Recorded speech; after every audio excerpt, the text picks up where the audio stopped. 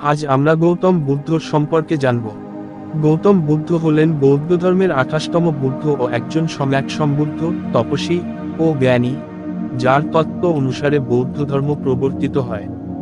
তিনি সিদ্ধার্থ গৌতম, শাক্যমুনি বুদ্ধ অথবা বুদ্ধ উপাধি অনুযায়ী শুধুমাত্র বুদ্ধ নামেও পরিচিত।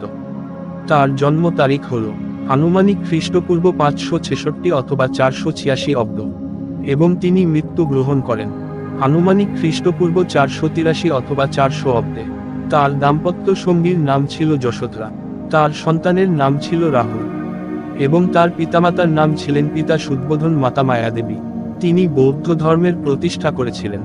অনুমান করা হয় তিনি খ্রিস্টপূর্ব 625 অব্দে একদা প্রাচীন ভারতের পূর্বাঞ্চলে জীবিত ছিলেন এবং শিক্ষাদান করেছিলেন।